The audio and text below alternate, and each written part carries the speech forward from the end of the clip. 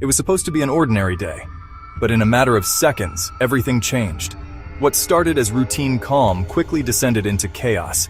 This is the story of the Kirk shooting, an event that has left behind questions, shock, and a chilling digital twist that nobody saw coming. I heard the first shot, and at first I thought it was fireworks, but then people started screaming, running. That's when I realized this was no celebration. It was quick, brutal.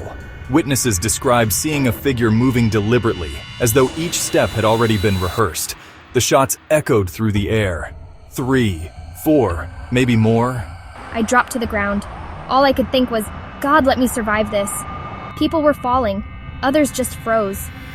Within minutes, police arrived on the scene. Officers rushed to secure the area, while paramedics worked desperately to tend to the wounded. We need medics at the north entrance. Repeat, multiple casualties. Shooter may still be in the area. Lock it down. The chaos of those first few moments was unlike anything this community had seen in years. Families frantically searched for loved ones. Parents screamed out names. Some were answered, some were not.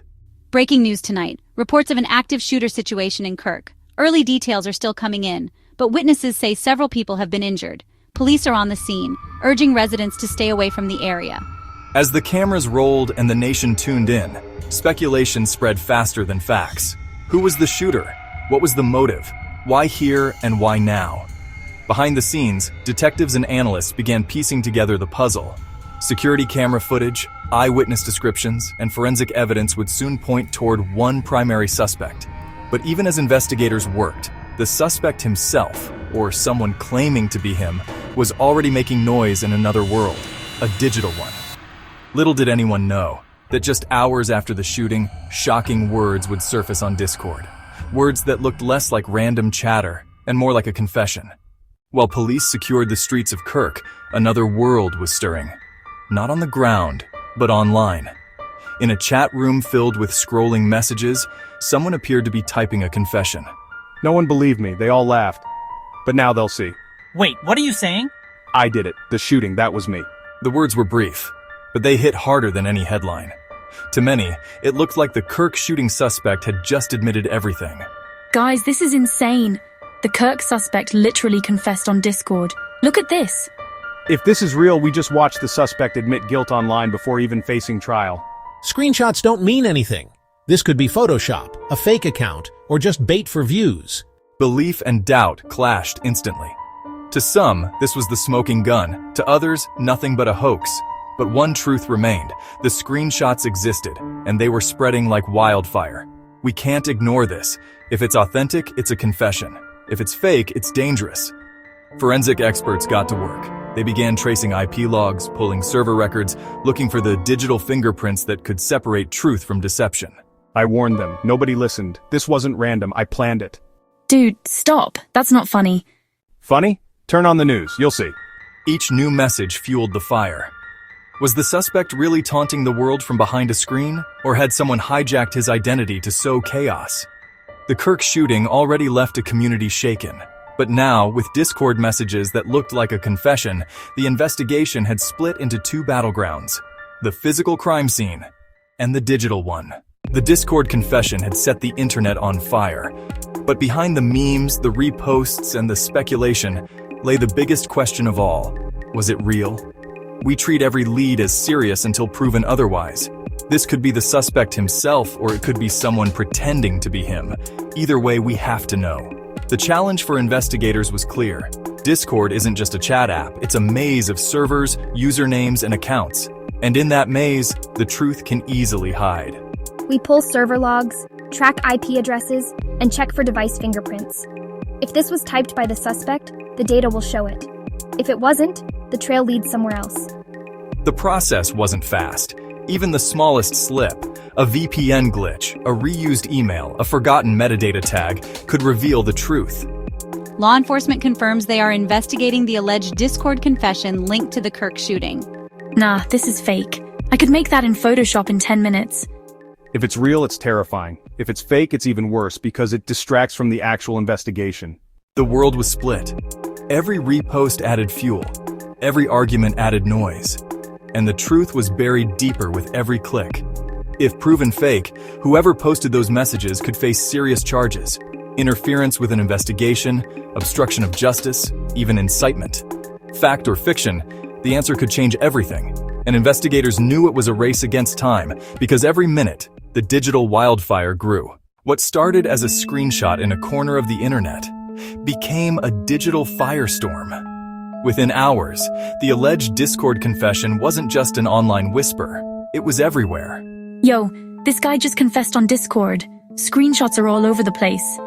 Authorities are investigating an alleged Discord confession linked to the Kirk shooting suspect. While authenticity has not yet been confirmed, the posts have already gone viral. Once mainstream outlets joined the conversation, the Discord confession was no longer just an online rumor. It was national news. Look at this. Line for line, this is what he typed. You can't deny it. Slow down. We've seen hoaxes before. Don't let history repeat itself. But caution rarely goes viral. Outrage does, shock does. And the alleged confession was perfect fuel. Soon, memes flooded the feeds. Some mocked the confession. Others turned it into jokes. What was potentially crucial evidence was now also entertainment. Social platforms are designed for virality, not verification. Once a story takes off, the truth struggles to catch up. The media explosion had transformed the investigation.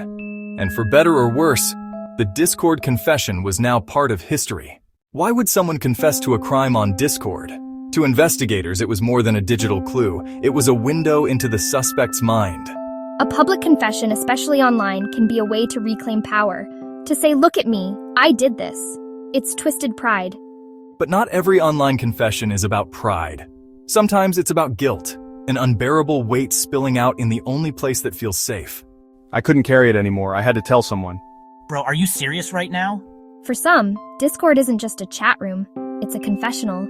An anonymous audience feels safer than a courtroom. We've also seen trolls hijack tragedy, fake confessions made just to watch the internet burn. Ego, guilt, cruelty. Each motive left a different fingerprint, and investigators had to read the patterns hidden between the lines. As speculation swirled, law enforcement could no longer remain silent.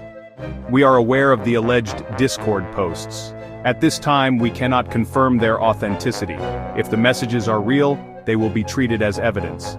If they are false, they will be treated as interference with an ongoing investigation. Behind closed doors, detectives worked relentlessly.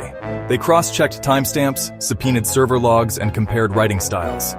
Each clue brought them closer, or further, from the truth.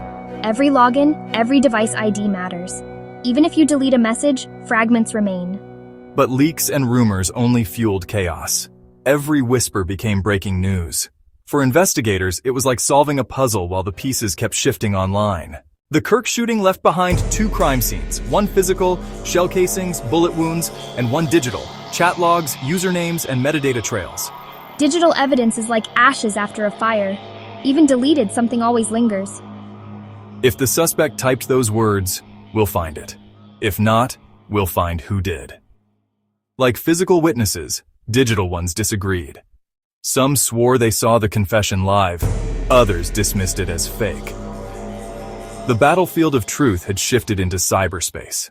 The Kirk shooting left scars that may never heal, but the Discord confession left us with something else, a warning that in the digital age, every tragedy has 2 stories, one on the ground and one online. The confession, real or fake, reveals more than just a suspect. It reveals us, how quickly we consume, share, and weaponize information. For law enforcement, justice now has to fight on 2 fronts. One in the courtroom, one in the cloud. For families, grief is amplified by a world that turns pain into content. So was it fact or fiction? Did the Kirk suspect really confess on Discord? Perhaps we may never know for certain. But one thing is clear. In our world today, justice must chase not only criminals, but the shadows they leave behind in the digital dark.